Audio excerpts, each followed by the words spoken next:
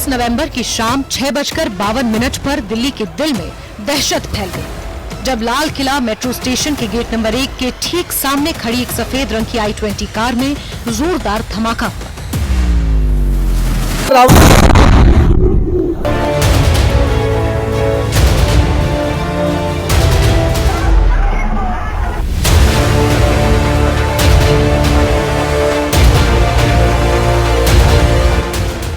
धमाके की आवाज इतनी भयंकर थी कि आसपास की दुकानों के शीशे चकनाचूर हो गए। लोग अपनी दुकानों को छोड़कर सड़क पर भाग निकले और चारों तरफ अफरा तफरी मच गई। चश्मदीदों के मुताबिक कुछ पल के लिए ऐसा लगा कि जैसे किसी ने बम फोड़ा हो।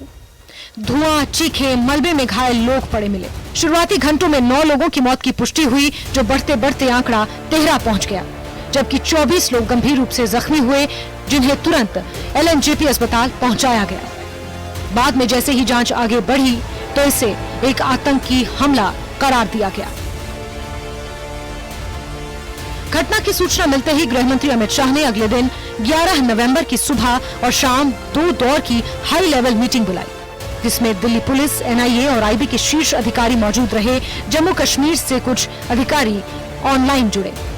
प्रधानमंत्री नरेंद्र मोदी ने 12 नवंबर को LNJP अस्पताल पहुंचकर घायलों से मुलाकात की और डॉक्टरों से उनकी स्थिति की जानकारी ली। धमाके के बाद दिल्ली की सड़कों पर सुरक्षा एजेंसियों की हलचल तेज हो गई।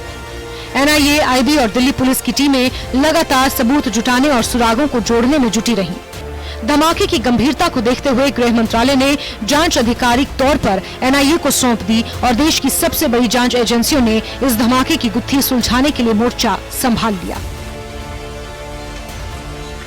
11 नवंबर की सुबह तक जांच एजेंसियों को यह साफ हो गया कि लाल किले के पास हुआ धमाका कोई आकस्मिक हादसा नहीं, बल्कि एक सुनियोजित आतंकी हमला था।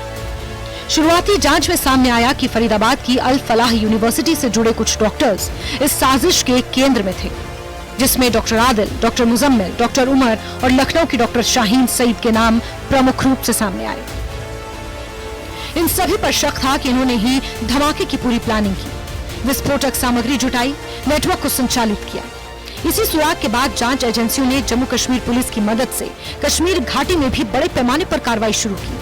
पुलवामा, अनंतनाग जिलों में ताबड़तोड़ छापेमार कार्रवाई हुई, जहां से 3 डॉक्टरों को हिरासत में लिया गया, जबकि अखनूर से 2 संदिग्धों को और वेरीनाग से एक डॉक्टर मोहम्मद आरिफ को पकड़ा गया। इसके साथ ही पुलवामा से 2 अन्य लोगों को भी हिरासत में लिया गया, जिनसे पूछताछ अभी भी जारी है। आतंकियों से संभावित कनेक्शन के चलते जमात इस्लामी के कई ठिकानों पर भी छापे मारे गए। अब तक करीब 500 से ज्यादा लोगों से पूछताछ की जा चुकी है। सादिया अजहर पाकिस्तान में जमात उल मोमिनात नामक संगठन की प्रमुख हैं, जो जैश की महिला शाखा के रूप में कार्य करता है। इसी संगठन के माध्यम से पाकिस्तान में महिलाओं को जिहाद की विचारधारा से जोड़ा जाता है और उन्हें मानसिक और प्रशिक्षण आधारित तैयारियों के जरिए आतंक के समर्थन में काम करने के लिए प्रेरित किया जाता है। शाहीन को सादिया अजहर ने भारत में इसी महिला नेटवर्क की नींव रखने और स्थानीय स्तर पर जैश की महिला ब्रिगेड तैयार करने के आदेश दिए थे।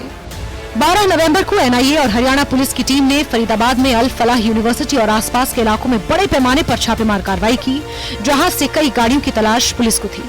जांच में 4 मुख्य गाड़ियां सामने आईं। पहली लेडी डॉक्टर शाहीन की डिजायर, जिसमें से हथियार बरामद हुए। दूसरी I-20, जिसमें धमाका हुआ और ड्राइवर सीट पर बैठा डॉक्टर उमर, जो फिदायीन बताया जा रहा है, उसकी मौत हुई। तीसरी लाल रंग की इको स्पोर्ट्स, जो हरियाणा के खंडावली गांव से मिली। और चौथी ब्रेजा, जिसकी तलाश थी और उसे दिल्ली पुलिस ने जब्त कर लिया है। DNA जांच में यह भी साबित हुआ कि धमाके में मारा गया व्यक्ति उमर ही था, जिसकी पुष्टि उसकी मां से लिए गए DNA सैंपल से हुई। जांच आगे बढ़ते हुए मेवात तक पहुंची, जहां यह सामने आया कि विस्फोटक बनाने के लिए इस्तेमाल किया गया फर्टिलाइजर यहीं से खरीदा गया था। अब हरियाणा के नूह जिले में भी इस कनेक्शन की गहन पूछताछ और छानबीन जारी है। प्रधानमंत्री नरेंद्र मोदी ने उच्च स्तरीय बैठक में स्पष्ट किया कि जो भी दोषी होगा उसे किसी भी कीमत पर बख्शा नहीं जाएगा। गृह मंत्रालय ने इस घटना को आधिकारिक रूप से आतंकी हमला घोषित कर दिया है और इसको लेकर एक शोक प्रस्ताव भी पारित किया जा चुका है। इस दौरान राष्ट्रीय सुरक्षा सलाहकार और कैबिनेट कमेटी ऑन सिक्योरिटी की बैठक भी हुई, जिसमें पाकिस्तान लिंक की जांच के निर्देश दिए गए। 10 से 13 नवंबर तक केवल 4 दिनों में देश ने इस आतंकी साजिश की कई परतें देखी। डॉक्टरों और पढ़े लिखे प्रोफेशनल्स से बने इस व्हाइट कॉलर टेरर नेटवर्क ने भारत की सुरक्षा एजेंसियों के सामने सबसे बड़ी चुनौती खड़ी कर दी है। एनआईए की जांच अब भी जारी है और एजेंसियां इस नेटवर्क के पाकिस्तानी कनेक्शन तक पहुंचने की कोशिश कर रही हैं। लाल किले के पास हुआ धमाका अब सिर्फ एक हादसा नहीं बल्कि एक चेतावनी बन गया है कि आतंकवाद अपना चेहरा बदल चुका है। भारत इस नए खतरे का उत्तर पूरी सख्ती के साथ देने के लिए तैयार है। Bureau report, news 18।